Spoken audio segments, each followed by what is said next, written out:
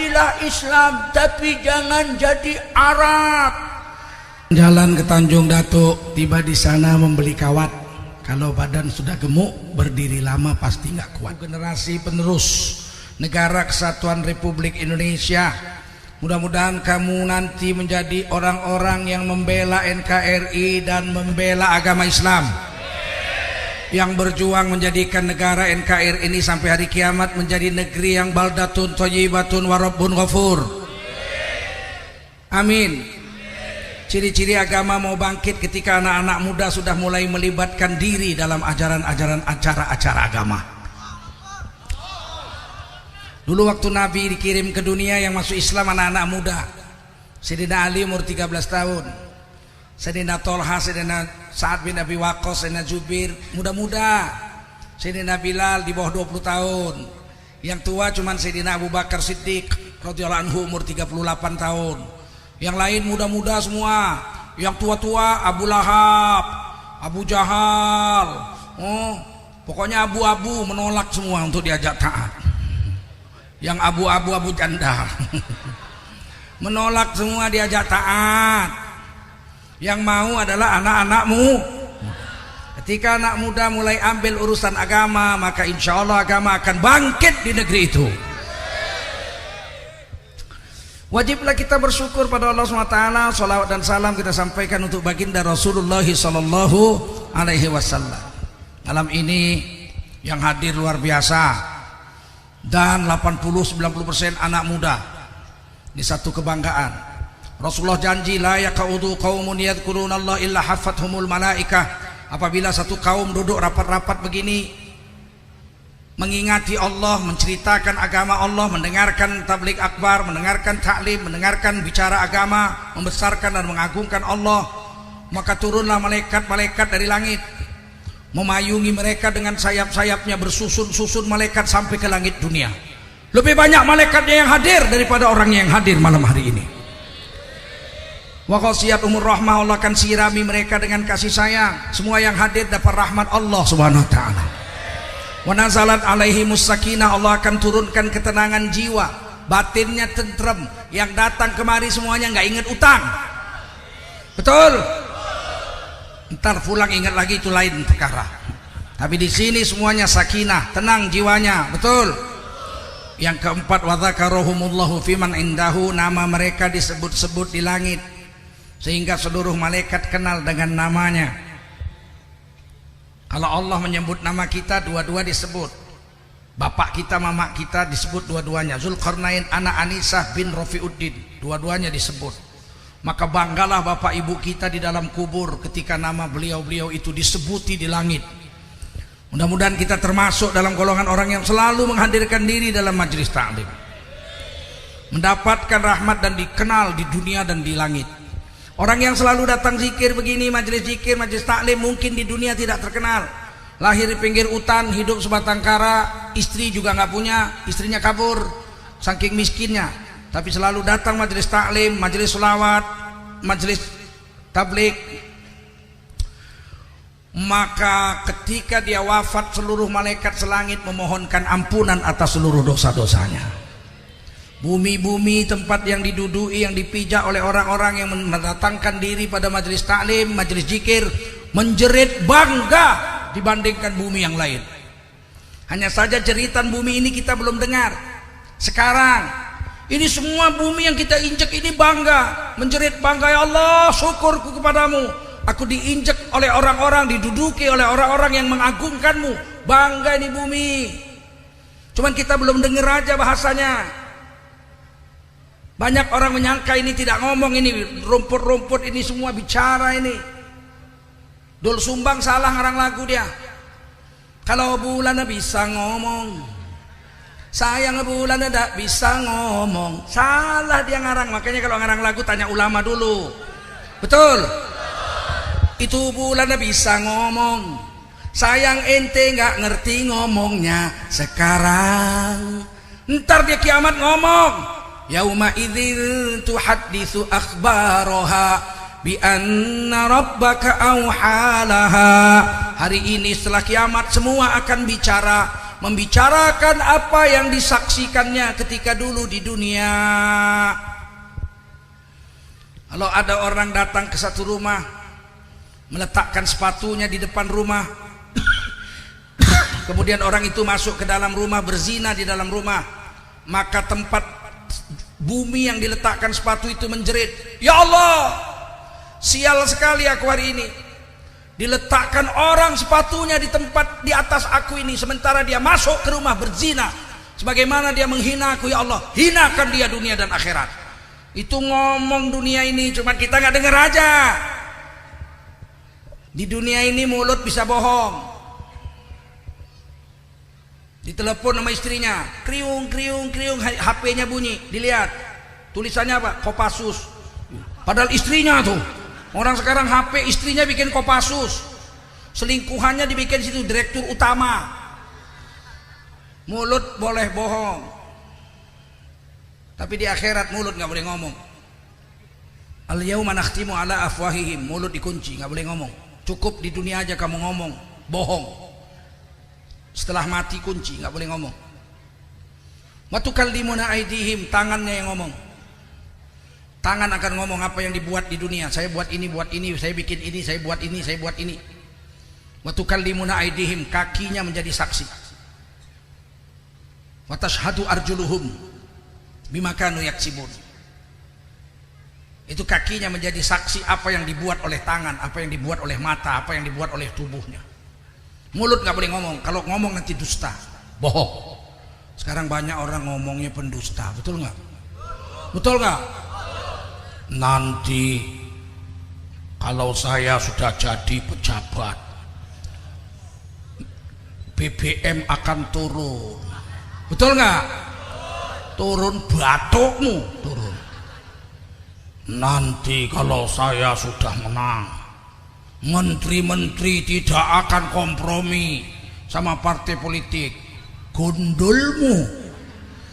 Nanti kalau saya sudah menang, listrik akan turun.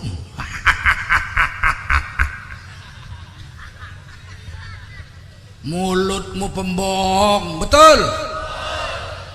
Nanti beras akan murah. Bohong kau. Mulut di dunia bisa bohong, di akhirat tidak bisa bohong, betul? Hidup sebentar, paling-paling 50-60 tahun, paling lama 70 tahun, betul? Coba di bawah ini yang umurnya udah 70 tahun ada nggak? Tunjuk tangan. Nggak ada. 60 ada nggak? Coba sedikit. Yang umurnya 30-an, 20-an mana? Tunjuk tangan. 20-an, 30 tahun mana? Yang di bawah 20 tahun mana? Oh, Masya Allah. Allahu Akbar. Begitu.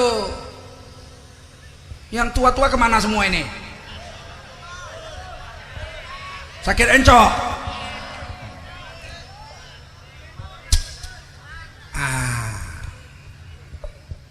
Hidup nih sebentar, 60-70 tahun mati. Kalau sudah mati nggak bawa harta dunia, betul? Harta dunia yang bawa cuma 3 helai kain kapan, nggak lebih. Kain kapannya cuma 3 helai aja, 3 lapis, dan harus kain katun. Kalau orang kaya pakai sutra nggak boleh, mubazir mahal nggak boleh. Kita dibawain jari untuk ngikat mayat kita sampai dikubur, diambil sama anak kita. Itu kain sarungnya diambil tuh mahal tuh, buatan Solo tuh. Ayo. Nggak dikasih, bawa pulang, bener. Yang dikubur cuman ada 3 helai kain kapan. Itulah harta dunia. Istrinya yang cantik jelita, yang dulu waktu mau kawin janji sehidup semati. Begitu kita mati, mau nggak ikut dikubur? Mau nggak? Hei perempuan, mau nggak dikubur ikut lakinya? Nggak mau. Apalagi kami laki-laki, betul nggak? Ternyata janjinya dulu sehidup semati, ternyata tidak mau juga waktu mati ikut. Mobilnya tinggal, betul? Sepeda motornya tinggal, betul? Yang dibawa mati cuman harta dunia, kain kapan 3 lapis. Sisanya yang dibawa mati adalah amal soleh atau amal jahatnya. Kalau amalnya jahat maka dia disiksa sampai hari kiamat di dalam kuburnya, na'udzubil. Tapi kalau dia orang soleh, dia bawa iman amal soleh, masya Allah, di dalam kubur diservis, melebarlah kuburnya sejauh mata memandang. Setiap hari pagi sore diciumkan bau surga, dinampakkan surga di matanya, sehingga dia terpesona lihat cantiknya surga. Bidadari-bidadari bersusun-susun melambaikan selendang hijau sambil menyanyikan lagu menghiburnya. Kang Mas wis suwe tak enteni ndang mrene Kang Mas. Ini berarti yang mati orang Jawa. Betul. Kalau orang Sunda lain lagi, bajing luncat. Pokoknya di dalam kuburnya dia bahagia, menjadi raudhah min riyadil jannah, taman daripada taman surga. Yang lain tinggal, istri tinggal, anak tinggal, harta tinggal, semua tinggal. Nggak ada gunanya lagi. Yang berguna hanya iman amal soleh, dan kita pasti menuju ke sana. Betul.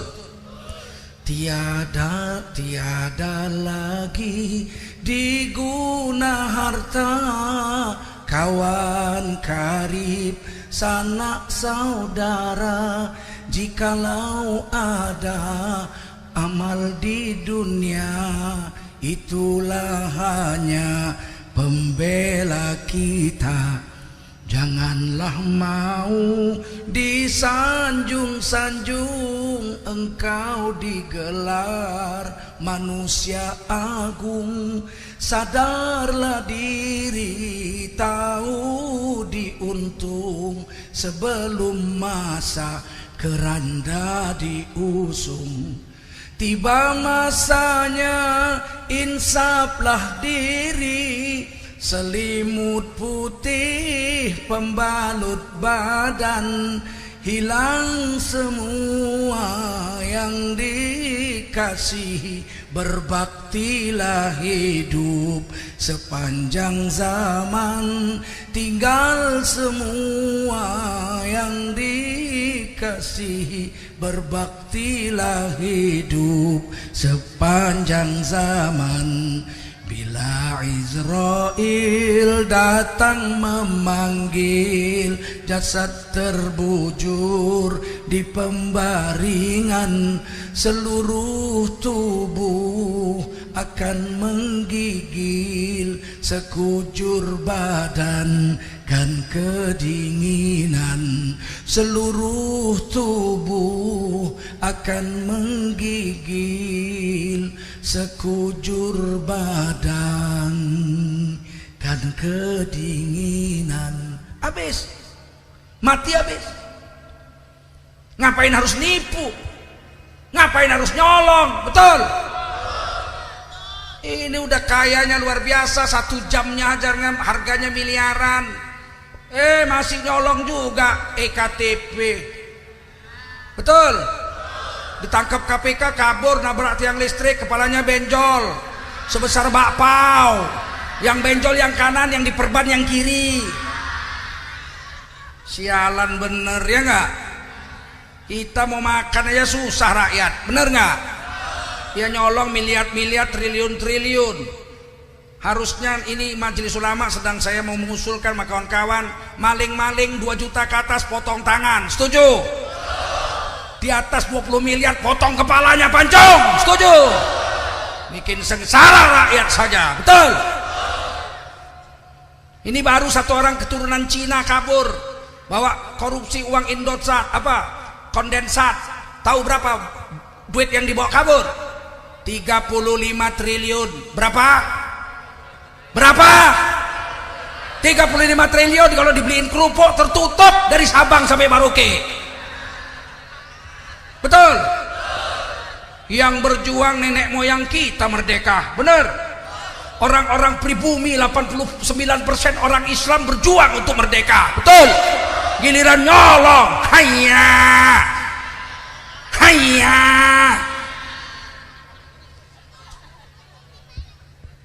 Dibilang rasis, bukan rasis, kenyataan, Bung. Betul? Bukan rasis, kenyataan. Waktu berjuang kemerdekaan, Masya Allah, organisasi masa Islam yang mati-matian. Betul? Ada pula pembesar negara kita bilang organisasi yang perlu dibantu hanya NU aja, Muhammadiyah. Yang lain bukan pendiri negara. La ilaha illallah. Lu dulu pelajaran sejarah bolos melulu sih. Bener nggak? Jangan dibantu kecuali Muhammadiyah main NU aja, yang lain nomor sekian. Itu namanya diskriminasi. Betul?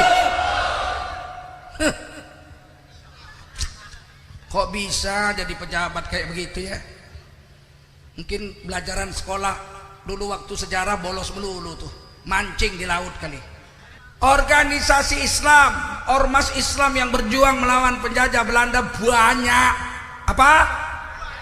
Bukan banyak, kalau banyak dikit, banyak. Orang Jawa tuh kalau tanya, istrimu cantik apa enggak? Cantik. Enggak cantik itu. Istrimu cantik? Oh, cantik. Tuh baru banyak. Betul. Baru cantik. Betul.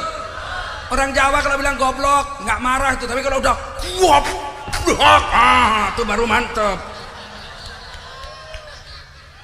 Sebelum organisasi-organisasi yang perang, hampir 100% adalah pahlawan nasional orang Islam. Betul? Trunojoyo orang Islam, Untung Suropati orang Islam. Betul? Pangeran Diponegoro orang Islam. Betul? Tuanku Imam Bonjol orang Islam. Betul? Tuan Tengku Umar orang Islam. Betul? Sultan Badarudin dari Palembang orang Islam. Betul? Pangeran Antasari dari Kalimantan orang Islam. Betul? Sultan Hasanuddin dari Sulawesi raja orang Islam. Betul?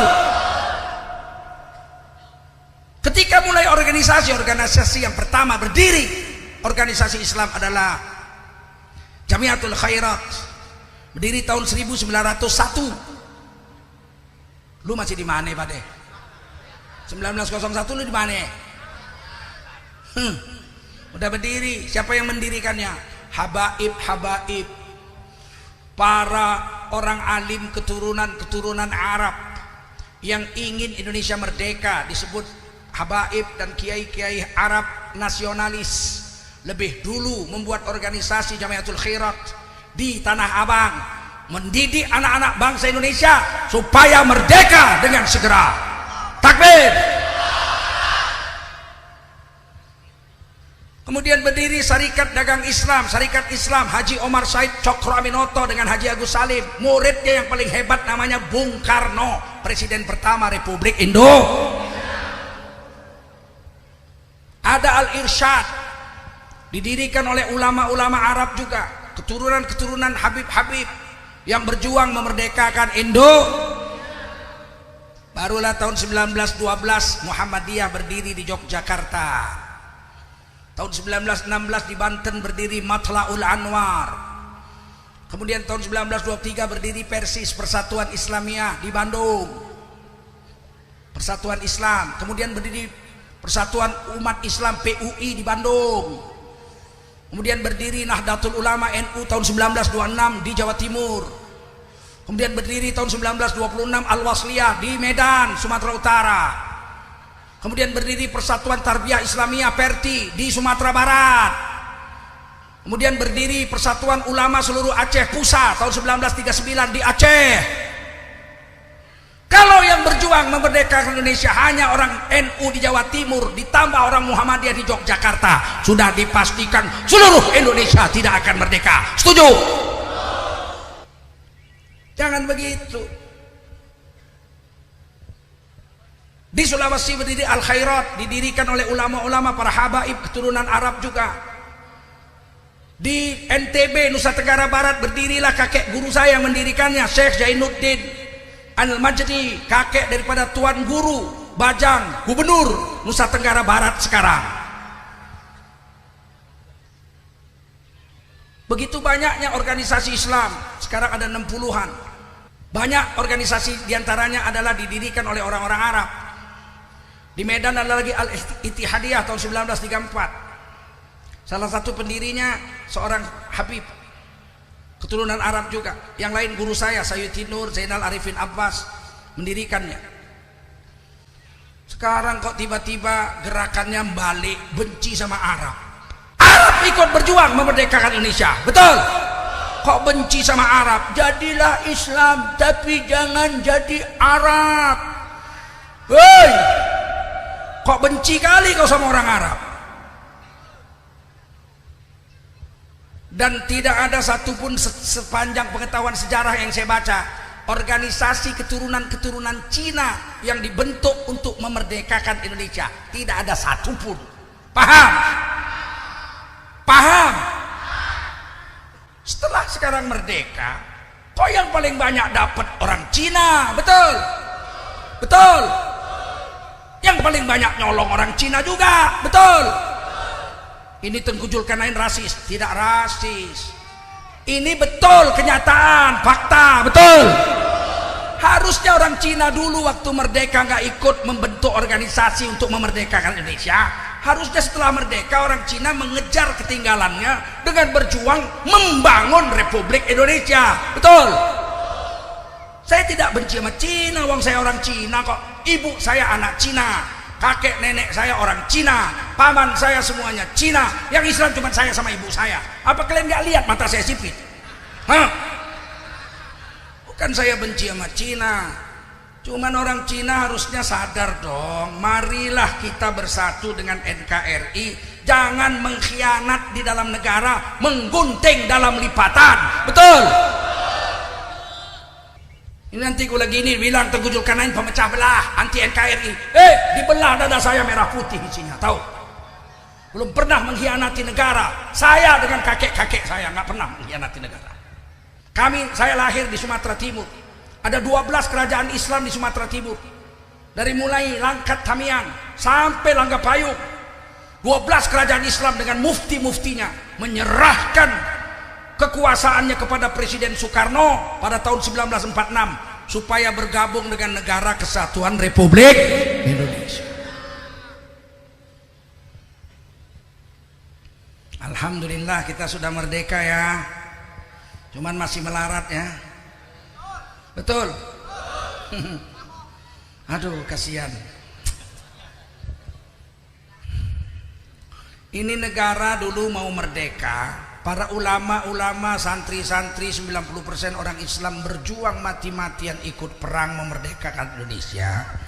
Karena kepingin membuat Indonesia menjadi negara yang adil dan makmur. Baldatun thayyibatun wa rabbun ghafur. Kita mau Indonesia ini merdeka menjadi negara yang soleh, yang bisa menjalankan agama 100%. Setuju?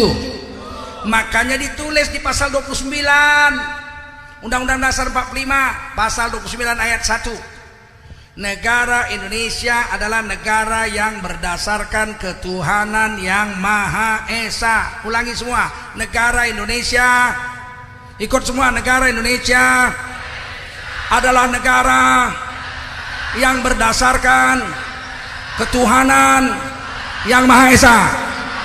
Itu pasal 29 ayat 1. Kita, dasar negara kita adalah ketuhanan yang Maha, menurut Undang Dasar 45 pasal 29 ayat 1. Kita nggak mau negara ini jadi negara PKI, Partai Komunis Indonesia. Betul? Kita adalah negara yang berdasarkan ketuhanan yang Maha. Pasal 29 ayat 2, negara menjamin tiap-tiap warga negara untuk memeluk agama garis miring kepercayaan dan menjalankan agama garis miring percayaannya masing. Negara menjamin tiap-tiap warga negara untuk memeluk agama garis miring kepercayaan dan menjalankan agama garis miring kepercayaannya masing. Negara menjamin kita beragama 100%. Tidak ada satupun ayat di dalam dasar negara kita, Undang-Undang Dasar 45 mengatakan negara menjamin orang-orang yang mau menghancurkan kehidupan beragama. Ada nggak? Ada nggak? Nggak ada. Tapi kenyataan sekarang penghancuran agama mulai marak. Maksiat di mana-mana mulai hidup. Betul? 72 tahun Indonesia merdeka, tidak pernah ada pezina-pezina, pemabuk-pemabuk Oh, homoseks, lesbian berani ngomong di depan TV. Homoseks itu hak asasi, tidak berdosa, tidak bersalah, itu harus dilindungi, haknya sama. Gondolmu. Lesbian itu hak asasi, kalau berzina mau sama mau itu boleh. Belum pernah ada 72 tahun manusia bejat berani ngomong di TV seperti ini. Betul? Baru 3 tahun ini aja. Bener? Bener? Berani ngomong. Homoseks itu tidak salah. Kalau mau sama mau itu boleh, itu hak asasi. Ngamuk almarhum Kiai Haji Jainuddin MZ bangun dari kuburnya. Ngomonglah beliau, yang zina memang elo, yang mabok elo, yang judi elo, tapi zina, mabok, judi, maksiat mas. Kalau maksiat mengundang murka Allah, kalau murka Allah datang, gempa bumi datang, yang mampus bukan lu doang, monyong.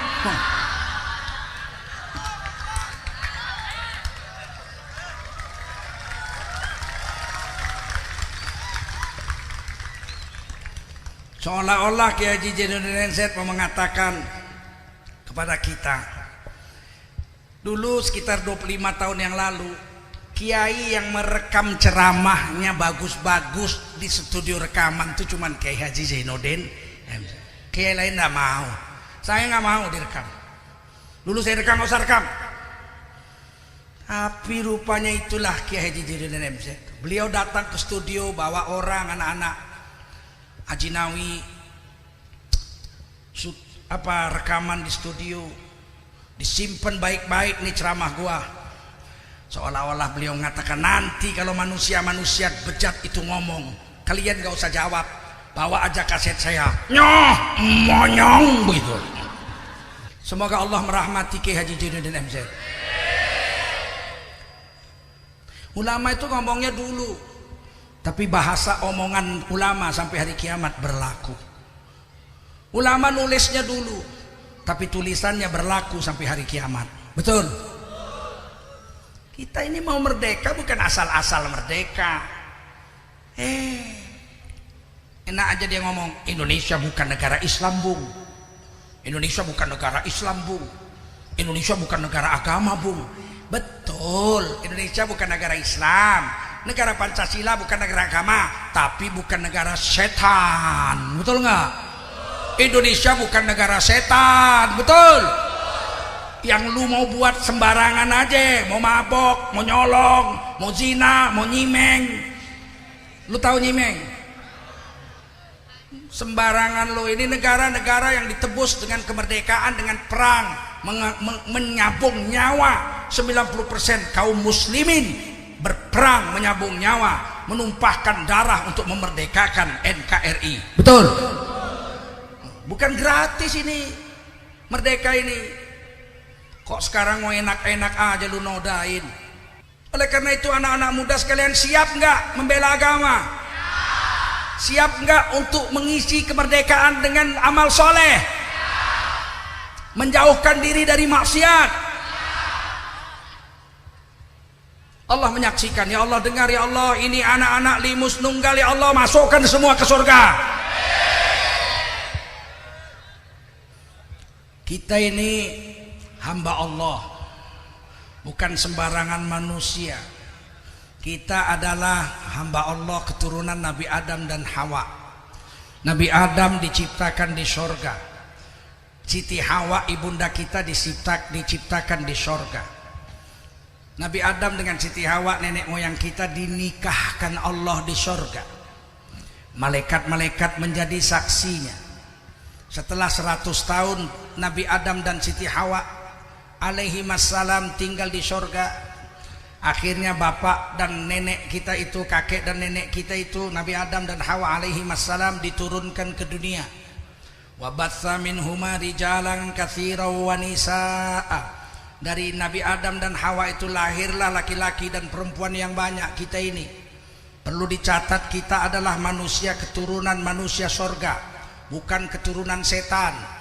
kakek nenek moyang kita diciptakan di sorga. Kita adalah manusia yang berasal dari sorga, dan suatu hari kita akan mati. Wa ilaihi turja'un, kita mau kembali ke surga Allah subhanahu wa ta'ala.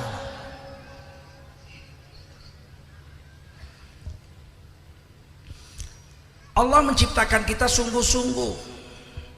Kita ini diciptakan Allah sebagai khalifahnya di atas dunia.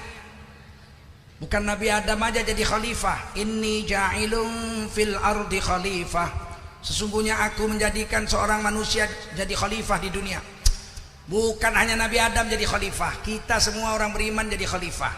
Mana ayatnya? Kita lihat surah Al-An'am ayat terakhir. Wa huwallazi ja'alakum khalaifal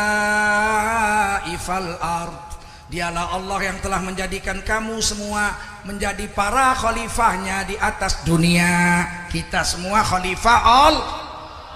Kita semua khalifah Allah. Kalau kita khalifah Allah, maka seluruh makhluk Allah di dunia akan tunduk kepada kita karena betul kita khalifah Allah.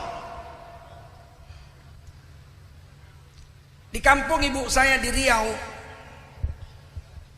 kalau ada orang dimakan harimau atau dimakan buaya, orang kampung akan ngomong, apalah salahnya sampai dimakan harimau dia?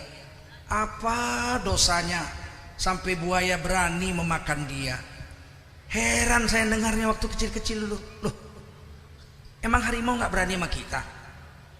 Udah besar sedikit saya ngaji, saya tanya sama guru saya, benar? Oh, kalau kita khalifah di dunia, harimau tidak akan berani memakan kita. Sebab ada nur, cahaya sholat, cahaya wudhu, cahaya zikir, cahaya puasa, moncorong ke langit, sehingga harimau lihat kita takut. Ternyata harimau itu kalau mau makan orang, dia nggak langsung terkem, dia sujud dulu melihat kepala orang yang mau dimakan itu.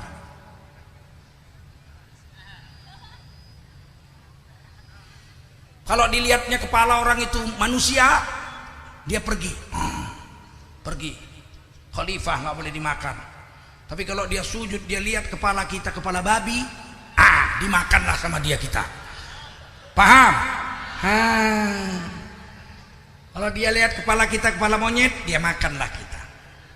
Ini manusia ini pada wujudnya manusia, tapi sesungguhnya kepalanya berbeda-beda tergantung amal solehnya. Kalau rajin wudhu, rajin sholat, wajahnya bercahaya. Nuruhum yas'a baina aidihim wa biaimanihim. Nggak berani binatang-binatang memakannya. Tapi kalau nggak pernah sholat, nggak pernah wudhu, sebetulnya mukanya muka monyet. Tahu? Kalau semua yang haram diembat, uang korupsi diembat, uang zina diembat, uang preman semua diambilin, sebetulnya mukanya muka babi. Ngerti? Itu tahu? Makanya dimakan harimau, dimakan buaya. Binatang bisa melihat manusia buka aslinya. Makanya kalau orang pulang sholat subuh dari masjid, pakai sarung, pulang dari masjid sholat subuh, lewat depan anjing, anjing galak, anjing itu akan ngelihat aja, nggak berani. Tapi kalau semalam suntuk main gaple, jangan coba-coba pulang lewat depan anjing. Begitu lewat dikejar sama anjing. Kenapa? Karena dilihat anjing itu kepalanya, kepala anjing. Ini saingan saya nih. Musuh saya nih, dikejar. Makanya anak muda dari sekarang kita mulai hidup dengan amal-amal supaya kita nanti kalau mati kita masuk surga nggak diperiksa-periksa. Amin. Orang yang bertakwa masuk surga nggak diperiksa-periksa. Wasiqal ladzina taqaw rabbahum ilal jannati zumara. Allah giring orang bertakwa serombongan masuk surga. Satu rombongan 70.000 orang. Rombongan pertama rombongan Rasulullah sallallahu alaihi wasallam dengan 70.000 sahabat Nabi. Kira-kira masuk nggak kita rombongan pertama?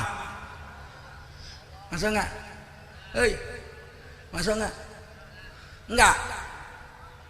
Ngerti ya, sadar ya. Masuk nggak? Insya Allah sahabat Nabi aja 120.000, 70.000 masuk rombongan pertama, masuk kita. Kita ini rombongan terakhir aja. Kalau rombongan orang bertakwa, alhamdulillah. Dari mana malaikat tahu dia orang bertakwa? Kalau dia rajin wudhu, rajin sholat, kata Quran surah At-Tahrim, nuruhum yas'a baina aidihim wa bi aimanihim. Wajahnya bercahaya, tangannya bercahaya, kepalanya, kupingnya, kakinya bercahaya, lebih terang dari cahaya matahari. Malaikat kaget, kenapa bisa bercahaya begini kamu? Saya umatnya Nabi Muhammad SAW. Apa yang kamu selalu buat? Saya selalu berwudu dan sujud. Bekas wudu dan bekas sujud bercahaya di hari kiamat. Baru kita tahu kenapa yang diwudu itu wajah, tangan, kepala, kuping, kaki. Kenapa nggak perut? Kenapa wudu nggak perut diwudui? Karena yang dibungkus baju itu tidak diwudui. Yang diwuduin adalah anggota tubuh yang tidak dibungkus baju. Wajah, tangan, kepala, kuping, kaki. Itu yang diwudui. Sehingga di hari kiamat nanti bercahaya mencorong. Malaikat tahu, ini bercahaya. Ditanya, kamu umat Nabi Muhammad? Betul. Rajin sholat, rajin wudu? Betul. Mau kemana? Mau ke surga? Silakan. Ada 8 pintu surga, satu diantaranya babus sholat, pintu sholat. Kamu yang bercahaya, ahli sholat, ahli wudu, masuk lewat pintu sholat. Nggak diperiksa-periksa. Sementara yang rajin puasa, Ramadan nggak pernah tinggal diganti. Senin Kemis rajin puasa, Syawal puasa 6, Rajab dia puasa bulan-bulan haram. Di akhirat pun malaikat tahu dia ahli puasa. Apakah orang yang rajin puasa di akhirat wajahnya bercahaya? Tidak. Dari mana malaikat tahu bahwa dia ahli puasa?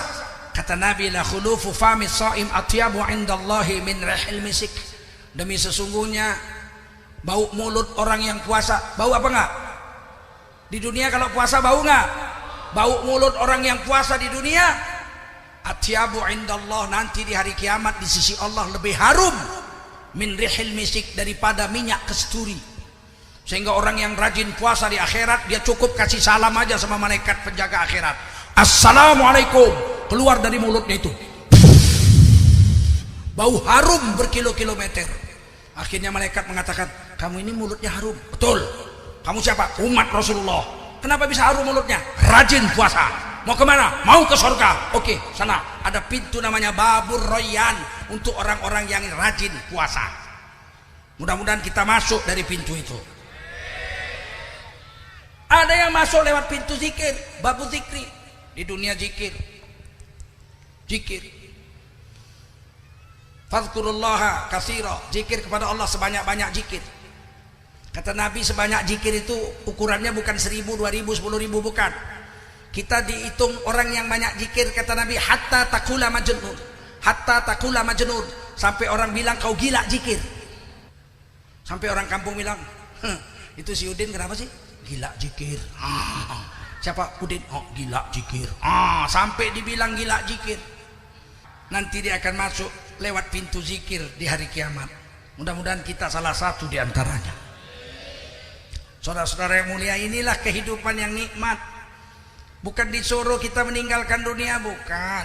Tapi disuruh kita menjaga waktu untuk dunia ada, waktu untuk akhirat ada. Kerja-kerja, pas jam sholat zuhur kita jangan makan siang. Tapi sholat enggak, sayang. Makan siang 20 menit, sholat paling 8 menit. Betul? Betul? Bawa temen ngajak kita sholat, ayo sholat dulu, orang makan dulu, sholat dulu, ntar habis sholat baru kita makan, ayo. Tapi hari ini manusia mengajak makan rajin. Kalau kawan sekantor,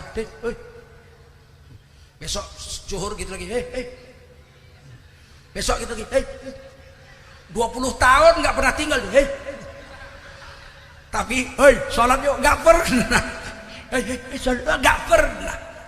Orang kalau diajak makan senangnya,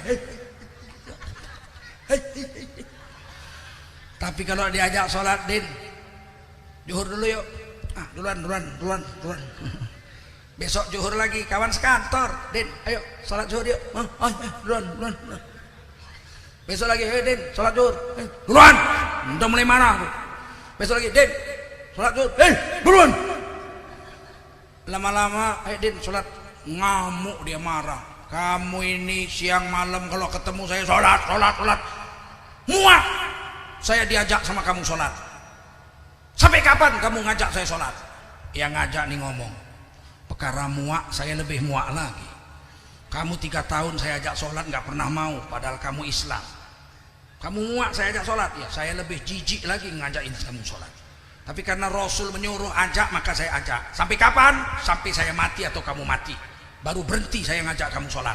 Atau kalau saya udah mati masih bisa ajak, saya ajak juga kamu setelah saya mati. Begitu, paham? Kita bersaudara. Jangan biarkan orang-orang Islam merana, tersesat jalan. Kita semua harus satu suara, bahu membahu untuk tolong menolong, untuk sama-sama sukses di dunia dan sukses di akhirat. Wa ta'awanu 'alal birri wat taqwa, dan tolong menolonglah kamu berbuat baik dan berbuat takwa. Wala ta'awanu 'alal ismi wal udwan, janganlah kamu tolong menolong dalam berbuat dosa dan berbuat pemusuhan. Ini malam alhamdulillah anak muda semuanya bersatu dalam rangka maulid Nabi dan sholawat. Alhamdulillah. Jangan besok-besok bersatu tawuran. Jangan desa sana desa sini perang. Di sana saudaramu juga orang Islam, di sini saudaramu juga orang. Di sana saudaramu bangsa Indonesia, di sini saudaramu bangsa Indo. Sayang menyayangilah kamu. Man la yarham la yurham. Nabi bersabda, siapa nggak punya perasaan kasih sayang, dia tidak akan disayangi. Irhamu man fil ardi yarhamkum man fis sama. Sayangilah olehmu penduduk dunia ini, maka seluruh langit akan cinta dan sayang kepadamu. Seluruh malaikat selangit akan cinta dan sayang kepadamu jika kau cintai penduduk dunia ini. Paham? Baguslah kalau udah paham.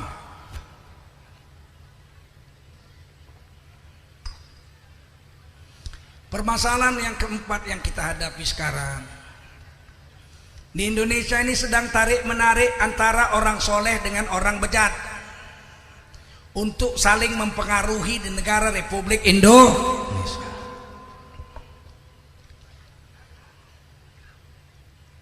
Kemarin pemerintah mengajukan draft revisi KUHP, Kitab Undang-Undang Hukum Pidana.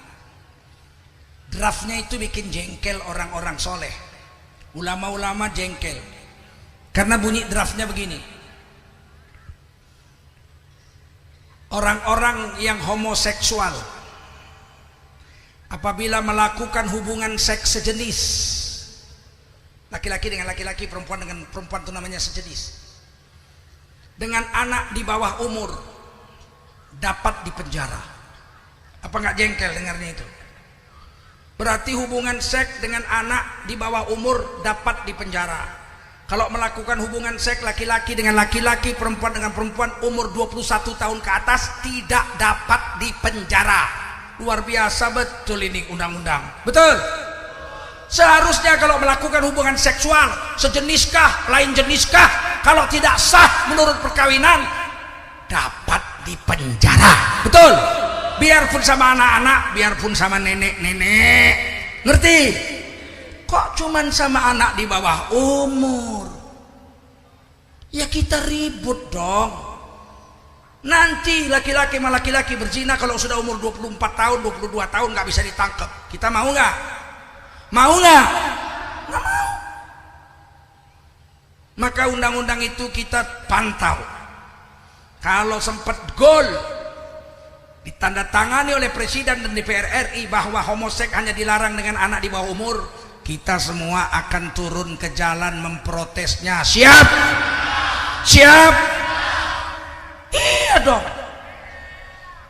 Masa negara kita mau dirusak didiemin aja? Yang paling sial adalah sedang digodoknya undang-undang minuman keras. Saya hari Senin besok akan telepon kawan saya yang di DPR RI. Diusulkan minuman keras akan dijual bebas. Dulu Rahmat Gobel, Menteri Perdagangan Republik Indonesia, melarang minuman keras dijual di warung-warung, di mal-mal, di Indomaret enggak boleh, hanya boleh dijual di hotel bintang 4, bintang 5 untuk bule-bule aja. Begitu menterinya tanda tangan, dicopot, menterinya dipecat.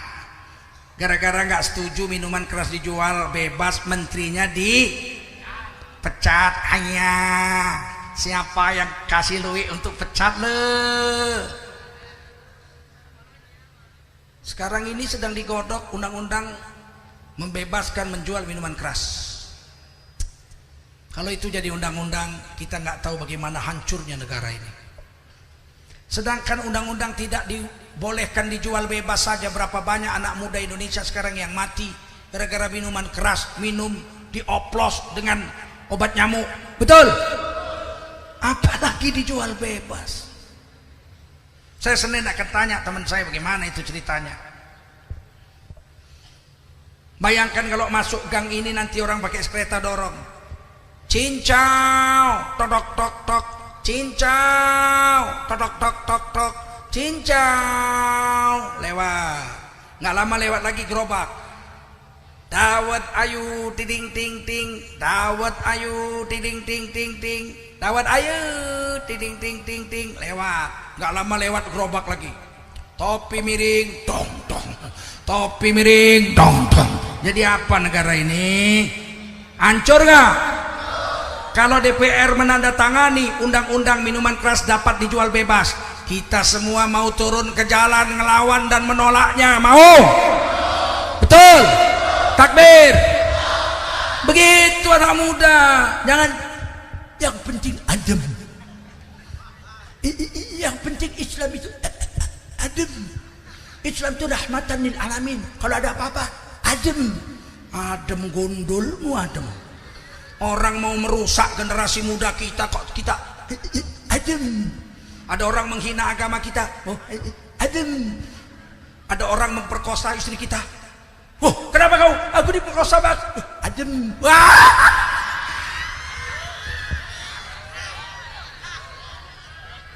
Itunya bukan manusia, itu kambing, bener nggak? Kalau saya, istri saya dipegang orang, wah, hukum full terus, betul nggak? Oh, jangan main-main, betul? Istriku aja diganggu orang aku marah, apalagi agamaku diganggu orang, betul? Mana lebih berharga, istri atau agama? Istri bisa ditukar, betul? Tukar istri boleh gak? Agama mau tukar? Mau tukar? Kalau begitu, kalau agama kita dirusak, kita turun semua ke jalan? Ngelawan sampai mati? Iya, mesti begitu. Saya yang mimpin. Kenapa rupanya kalau saya yang mimpin gak boleh? Kenapa? Ini sekarang ulama kok keras begitu. Ulama itu harus adem. Ku cabut nanti lidahmu baru kau tahu. Rene, bun-bunanmu tak cucup. Adem-adem, ya enggak? Kalau terhadap yang ma'ruf kita adem. Kalau terhadap yang ma'ruf kita, yang sana sholawat.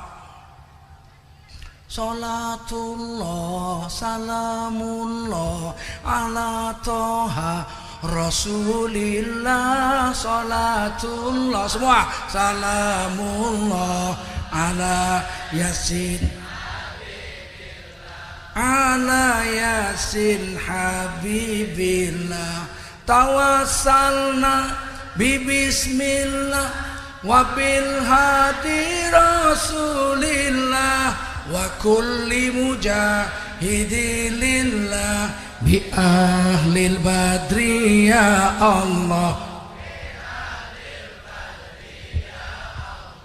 Kita dengar sana selawat bunyi sholatullah, kita adem.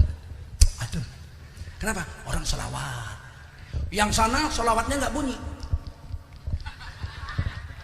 Kamu kenapa sih kayak ikan mujair? Sholawat bego. Oh ya adem. Adem, betul nggak? Karena terhadap yang ma'ruf. Yang sana baca Quran, Yasin wal Qur'anil Hakim, innaka laminal mursalin. Kita apa? Yang sana Bismillahirrahmanirrahim, qul huwallahu ahad, Allahus samad, lam yalid wa lam yulad wa lam yakul lahu kufuwan ahad.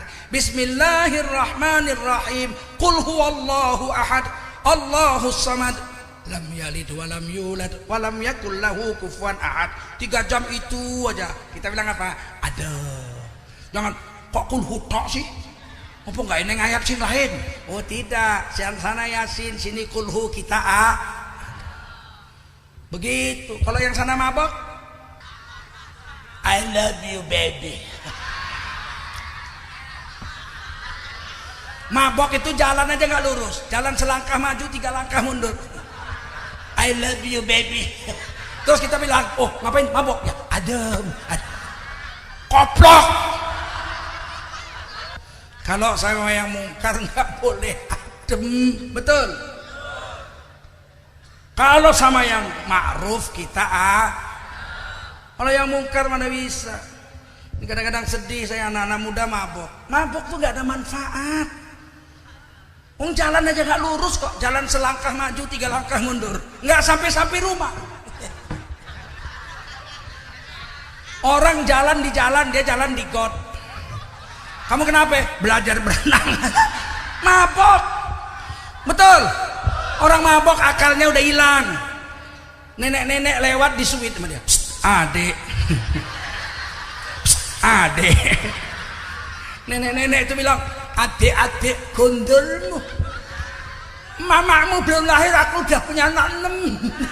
Rupanya udah 78 umurnya. Dipanggil adik, adik. Namanya mabok, betul nggak? Pulang ke rumah nyanyi lagi, mabok lagi, mabok lagi. Datang kita, kenapa tuh mabok? Ya adem.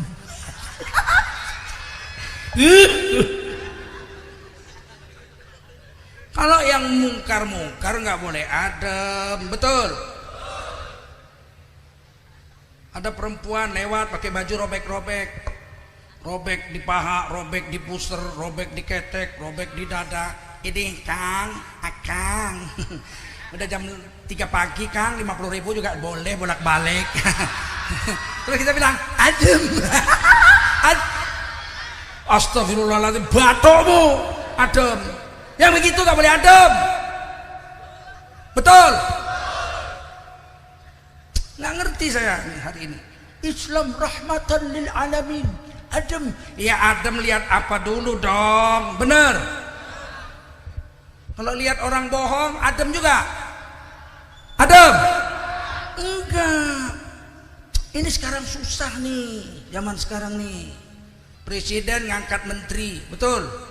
Kalau presidennya hebat, biasanya menterinya hebat. Setuju?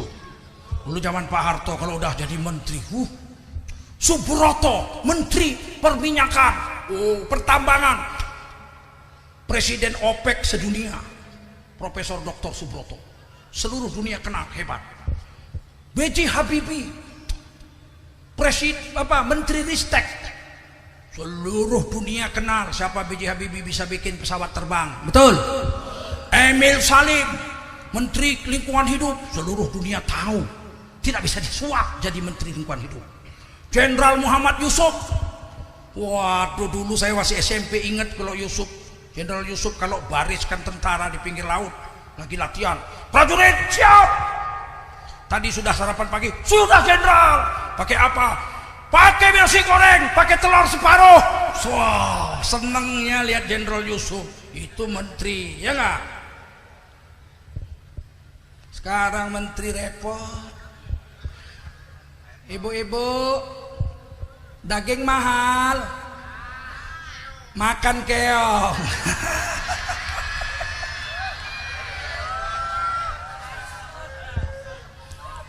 Aduh rusak banget.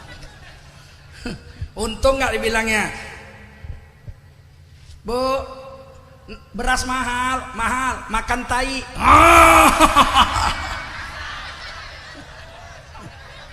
Datang kita gini, adem, rusak. Ibu-ibu, saudara-saudara, cabai mahal, tanam sendiri. Mau tanam di mana? Rumah kita rumah susun, halamannya nggak ada. Dikirain halaman rumah kita sebesar rumah dinas, rumah menteri itu yang di Kuningan itu. Mau ditanam di mana? Halaman nggak ada. Ibu-ibu, bapak-bapak, kalau cabai mahal tanam sendiri. Kalau gitu aku pun jadi menteri pandai, nggak usah sekolah, nggak usah taman SD, pandai jadi menteri. Ibu-ibu, bapak-bapak, cabai mahal. Mau yang murah? Mau yang murah? Pedes tapi murah? Apitson 2000, mencret. Kalau begitu semua orang bisa jadi menteri, betul nggak? Saudara-saudara semua, kalau beras mahal, saya sarankan kepada yang miskin-miskin supaya diet. Orang miskin suruh diet, motor. Oh alah, datang kiainya bilang, ada.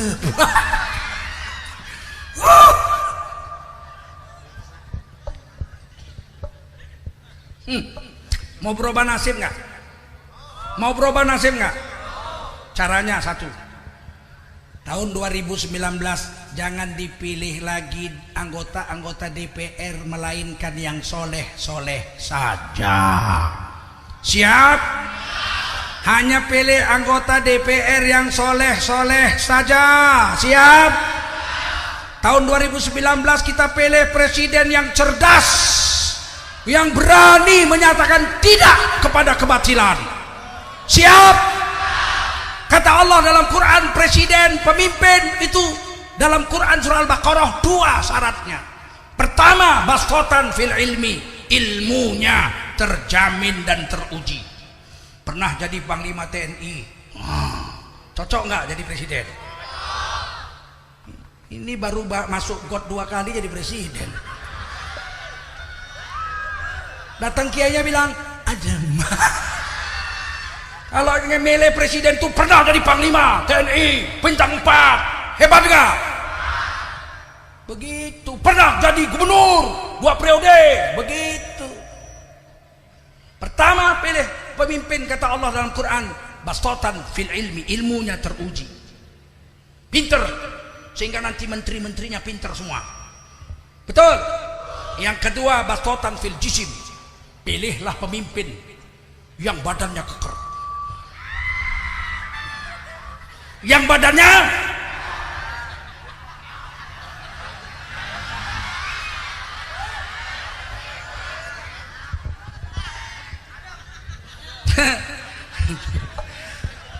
datang kiai bilang ada.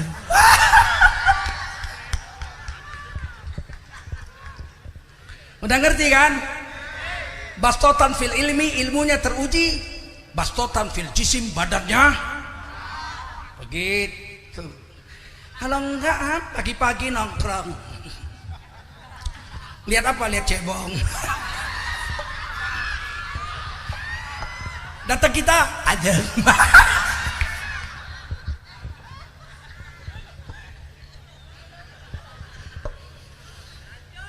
Yang menentukan jadi presiden, jadi DPR adalah di tangan rakyat Republik Indonesia. Betul?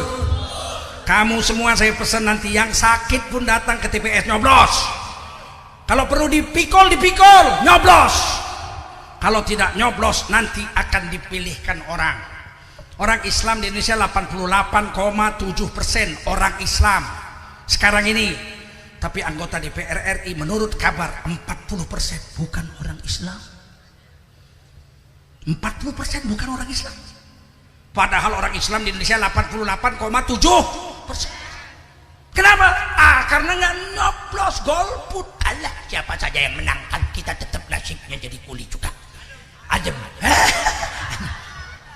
Kita harus milih, betul? Pilih orang yang soleh. Kan nggak payah sih pergi ke TPS 5 menit aja kok. Sudah, ya Allah, ini orang saya kasih amanah. Saya cucuk hidungnya, cos, udah. Dah, 5 tahun lu laksanain amanah. Lu orang soleh, tanggung jawab sama lu. Gua nggak tanggung jawab. 5 tahun lagi ntar gua pilih lagi. Kalau lu baik, kalau enggak gua pilih yang lain. Betul? Jangan nggak milih. Itu yang pertama. Milih. Siap? Kamu milih itu jihad. Begitu kamu keluar, bismillah, ya Allah, saya mau pilih DPR dan pemimpin yang soleh agar Indonesia menjadi negeri yang baldatun, thayyibatun, warabbun ghafur. Bismillahi tawakkaltu 'ala Allah. Kita dihitung jihad fisabilillah oleh Allah Subhanahu. Siap? Pilih yang soleh. Nanti dikasih 100.000 belok. Lu orang jangan pilih orang Islam, pilih saya lu 100.000 lu belok. Belok kagak? Bener. Kalau dikasih 100.000 untuk 5 tahun, itu berarti kan setahun cuma 20.000, betul? Bagi 365 hari beli tusuk gigi pun nggak cukup. Menghina itu, menghina, betul? Kasih 100.000 belok nggak? Kalau kasih 1 juta? Kalau kasih 1 juta, 1 juta, tetap nggak belok, tetap pilih orang soleh. Allahu Akbar. Kalau kasih 10 juta, tetap pilih orang soleh. Wah, ada yang pandai tuh, ambil duitnya jangan coblos orangnya, biarkan dia stroke.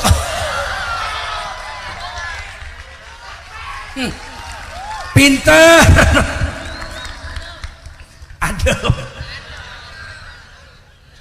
kita harus cerdas. Orang Islam itu 88,7%, betul? Kita harus mengambil kepemimpinan negara Republik Indonesia, betul? Berhasil. Jakarta kemarin berhasil. Kalau menurut perkiraan pasti Anies kalah. Dari segi apapun nggak bisa menang. Duitnya, partai pendukungnya, betul nggak? Masuk koran, masuk TV-nya, bener? Berkat kepersatuan umat Islam, para kiai turun, para dai turun, anak-anak muda menjaga TPS, anak-anak muda dari mulut ke mulut, ketika kampanye ikut membantu. Alhamdulillah, begitu pemilihan Islam menang 68%. Alhamdulillah, nyungsep. Masuk Makobrimob 2 tahun. Hanya. Ternyata orang Islam hebat, betul? Hebat orang Islam, hebat. Maka dari itu pilihlah orang yang dari partai yang kan ada yang gambar Ka'bah pun kalau membela yang sana. Ketua Ka'bah masa menyebut nama Tuhan, nama dakwah amar ma'ruf nahi mangkur. Pilih orang Indonesia ini presidennya tetap Islam, betul, tapi kualitasnya, Bu. Bayangkan bekas pemimpin kita nyebut nama Tuhan salah. Allah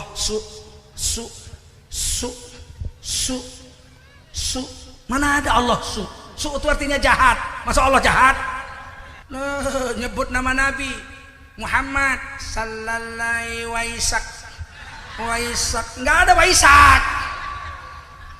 Terus kita kepingin memilih pemimpin yang soleh, yang fasih, boleh nggak? Hak kita apa nggak itu? Begitu, nyebut nama Tuhan pun salah. Lah kalau kotak-kotak kalah. Ketua DPR baca surat, udah ditulis. Selamat datang Raja Salman, Khodim Harimain. Selamat datang Raja Salman, penjaga 2 istri. Raja Salman tuh Khodim Haromain, penjaga 2 kota suci. Haromain dibaca Harimain, penjaga 2 istri. Untung nggak dia protes, bini gua 3 lu tahu. Baca aja salah. Lah kalau kata ilah billah. Mau nggak punya pemimpin yang soleh? Mau nggak punya DPR yang soleh? Tandain, ini DPR kita yang soleh nih, yang datang malam ini ngaji, datang tandain. Yang kalau diundang nggak pernah mau, nanti kalau tanding poli pakai celana pendek baru datang, ditandain. Ngerti? Ngerti? Kalau yang perempuan yang tutup aurat dipilih. Ini umur udah 70 pakai rok sepan. Umur 70 pakai rok sepan. Kucing aja lihat dia nggak selera. Kucing udah buang muka. Pede amat nek. Paham? Kalau lihat perempuan pakai rok pendek, sepan lagi lewat, terus kita gini, adem. Ini payah nih kalau ustadz sekarang kalau ngomong gini, besok dia ngomong itu ustadznya nyinyir. Jadi ustadz suruh adem. Lihat keadaan, kalau makmur, kalau amar ma'ruf kita kalau nahi mungkar, falyughayyiruhu biyadihi, tukar dengan kekuasaanmu.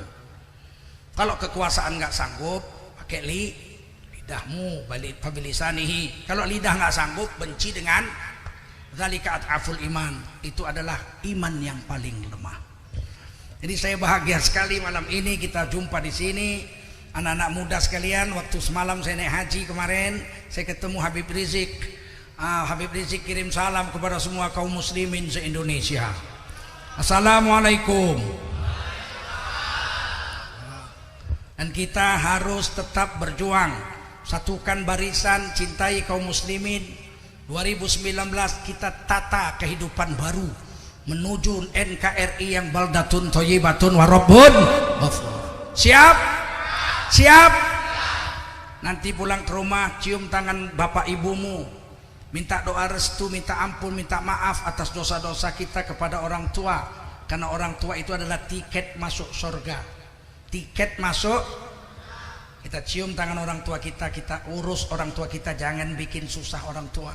Nggak bisa ngasih duit, minimal jangan bikin jengkel orang tua, supaya hidup kita barokah dunia dan orang yang bikin sakit hati orang tuanya di dunia melarat, dikubur sengsara, di akhirat masuk neraka. Barang siapa menyenangkan hati orang tuanya di dunia hidup berkat, dalam kubur hidupnya jembar, aman, damai, tentrem, di akhirat masuk surga Allah Subhanahu wa ta'ala. Seandainya nanti anak-anakku, ibu kita, bapak kita sudah jompo, sudah tua, tinggal di rumah kita, jangan pernah kita sakiti hatinya. Wa qul lahum qawlan karima, ngomong dengan yang halus, lemah lembut sama orang tua.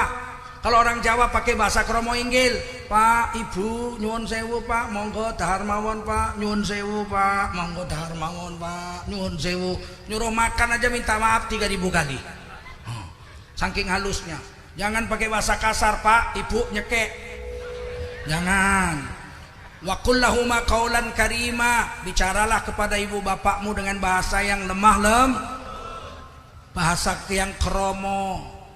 Seandainya ibu bapakmu sudah tua jompo, tinggal sama kamu nanti anakku, tiba-tiba kita sudah siapkan makanan di atas meja, tiba-tiba kita masuk ke dalam, keluar ibu kita naik ke meja, buang air besar di atas meja, berak di atas meja. Jangan kamu ngomong apa-apa, diam. Itu tiketmu masuk surga.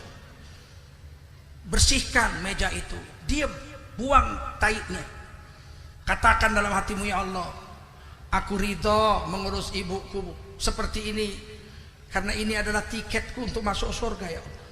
Jangan ngomong, jangan bilang ibu ini sudah tua berak di atas meja kan ada WC.